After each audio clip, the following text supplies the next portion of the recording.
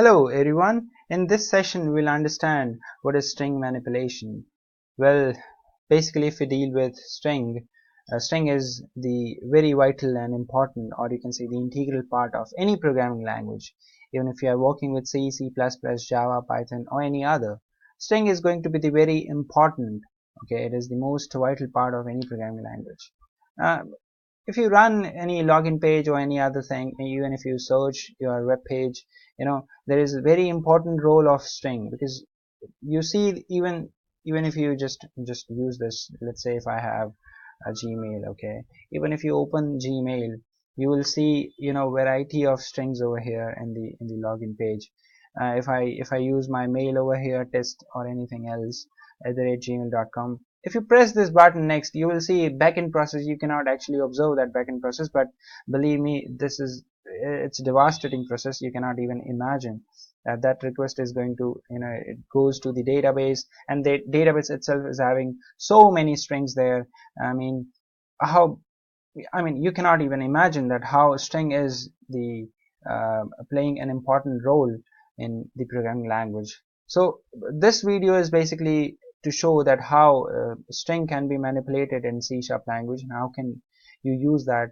You all know that how exactly string can be manipulated, because you had done your preliminary programming language courses. So this is easy, but let's say, just for the sake of understanding and explanation, the syntaxes and what type of method in C# that string possess, we can see in this session. So I have my Visual Studio over here, and I will use string str. And let's say if I go with basics, let's say if you want to print one character or any special type of character like many times, what exactly you can do is string str, and then you can call new string, and then we have an overload method over here. You see, I have, there you go, character C integer count. So I will put my character here, and it should be in the single quotes. So I'll take single quotes, and then I take, let's say if I want to print @ 10 times, so I'll use @ and I'll take 10 over here.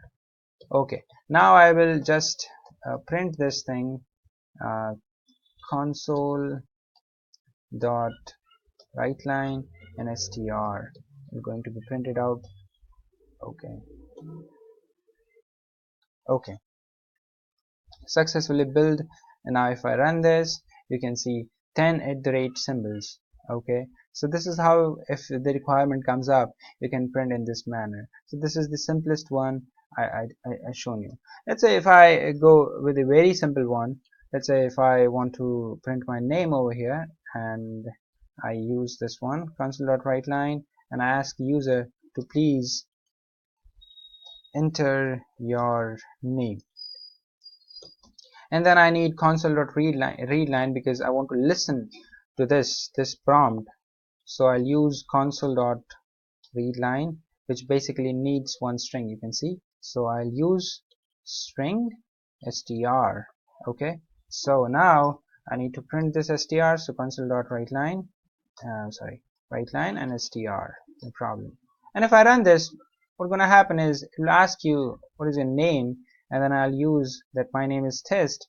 Test is going to be stored in str, and the str is going to be printed over here. So if I run this, you can see please enter your name. I'll use test, and test is printed over here. Easy. This is the basic one. Okay, now let's say we have another requirement. Let's say if you deal with null with the string. So I have this string str equals to, this is my first .NET.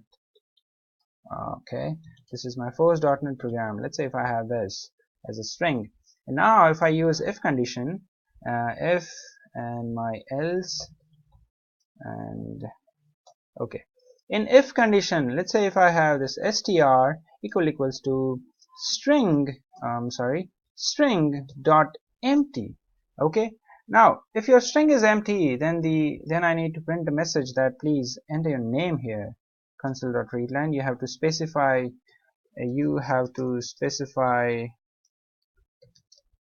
your name here. Okay, this message is going to be printed. If string is not empty or not null, then I can print something like this. Console.writeLine, I can do like your name or your string is you have to specify not name but string here. Let's say this. Okay, your string is, then I can use my concatenation operator. I can call str. Okay, then I can use something like your string possess, and I can again use concatenation str dot length, which will give me the length of my string, and I can use something like this, characters. Okay, now if I run, the thing that is gonna happen is something like that my string is not null, it is not empty, so the control goes to the else condition, and it will print me your string is this one, and your string possesses length of characters. Okay, so of characters. Okay, now if I run this, let's say, so you can see your string is, this is my first .NET program, and your string possesses 29 of characters. Okay, a little bit grammatical mistake, but you can see. Okay, what if I just remove this string here and I just put my this kudos here, and when I run this, you can easily get that this line is going to be printed. So you can see you have to specify your string here, right? So this is the null part. Now I have another method by which you can see the null. Let's say if I have string str in this manner, and if I go with again this if condition, I can use something like this string, and then I can check string is null or not with the help of is operator. Is null or empty, I can use something like this. So is null or empty, and I have to provide the string value, so I have str over here. Okay, now and now I can use, if your string is null or empty the string, then I can again give the message that console.readline provide your string here. Okay, easy. Okay, in the else condition I just need to print this message, whatever the string condition is there. So I can use console.writeLine and just pass your str.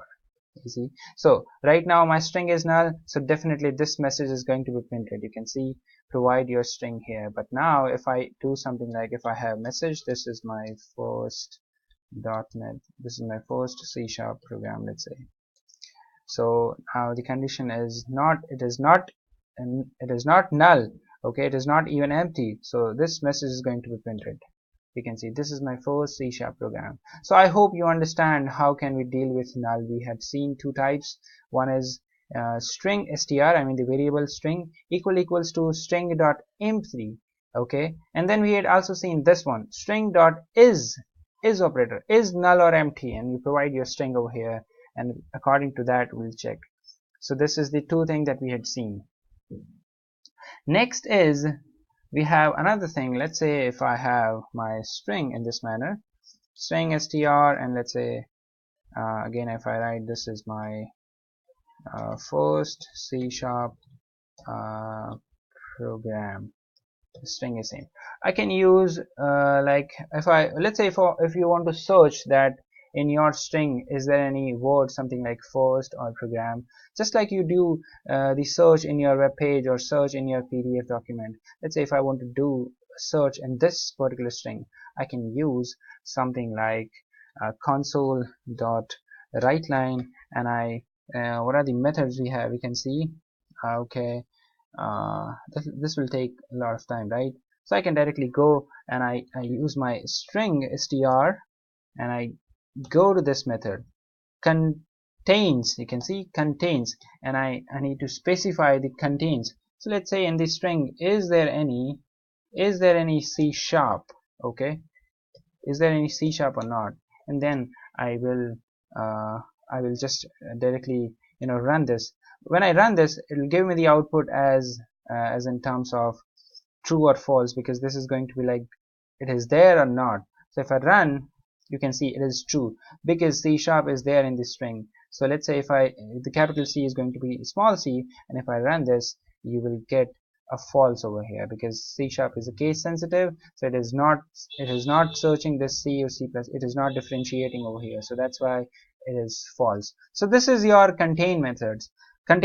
Okay, now let's say if I want to search that my string is starting with any word. Let's say it is starting with this or not. So if you want to do this, you can use console.writeLine, and then your string str, you can call again the method is start with needs the basic string value. So my string is starting with this or not. If you want to check this out, you can check with the help of this one, str dot start with, and your whatever the matching character you want, matching word you want to match. So this is going to be print as true because this is this. Okay, it is starting with this. If I use like a small t, it'll give me the false. Okay, in a very similar way we have the method dot end with. If I have end here, let's say if I have this program over here, it'll give me the true part. Oh, I'm sorry. Okay, so it will show me the true. If I run this, you can see true because my string is ending with program, and that is what I'm searching over here. Okay, next is I can even use something called as equal sign. So dot equal, if I can match the complete string value over here. So I can use this complete string, that this is the string there in the document or not. I can use this, and you can see this will also give me true value because this is the exact same string I'm searching for. If I even change this, it'll give me an false. Okay, so this is your start with, end with, and contains and equals. Last part we have something called as index of. Let's understand this too. So str dot index of, it will basically give you that what is the index of let's say I have this one. Let's say if I want to see what is the index of is, then it will print you the index of that particular word. If I run this, it will show me the index. So index is where it is there in the string 1 and 2. So it will print the 2 here. You can see the 2. Okay, even if I change this, let's say C sharp, then it will give me 1 2 3 4. Oh sorry, that's 17. It is 17. Let me see, 1 2 3 4 5 6 7 8 9 10 11 12 13 14 15 16. Oh, basically it is 17. Okay, so this is giving me the index of 17. Okay, now so it's 17. Now let's say if I change it to a program, and if I check this, it'll give me 20. Let's say if it is 20 or not. So I can count this 1 2 3 4 5 6 7 8 9 10 11 12 13 14 15 16 17 18 19, and yeah, this is 20. Basically this is 20. Okay, so this is the start with, end with, we had seen equals, and the contains basically, right? And now we'll see that we had a problem here, like if we change, we have a case sensitive problem in C sharp. So if I do str dot start with, and if I search for this, and it will give me the value true here, right? Boolean true. But if I change this t, okay, because of this case sensitiveness, it will again give me this false, right? So how to resolve this part? Well, basically you can use something like or you can use something like ignore case. So how to use that is basically you have this, and then after then you can use we have various types of method. You can see Boolean ignore case, right? So you want to ignore the case, so you can write yes, I want to ignore the case, so that's why true. And then you can use culture info culture. You can use this one, culture info, and then you can use the method invariant culture. This will basically, it will not compare this to this one. It will just check that this is there in the string or not. So if I run this now, this will basically work. You can see true, right? So now this case sensitivity problem of this one string is eliminated right now from here. You can use the same thing in the str.endWith too, and there will be no problem at all. You can run. Okay, so basically we had also a problem in the index of, right? Index is something like, if I give the let's say if I have str.index of, sorry, dot index of, and if I search for is, basically it gives me 2, right? So this is 2. Now if I search for, let's say, capital I and capital S, it will give me a negative value. You can see negative -1, because it is not there in the string, so it is giving me a value that is not there in the index. So how to resolve this? Because is there in the string 2 times, one is here, one is here. So how to resolve this is basically the same thing I can do, which we had did in the start with and the end with. If I can use is, we need the index part, resolve the index part, so I can use comma and then string comparison, string comparison, and then I need dot invariant culture, ignore the case.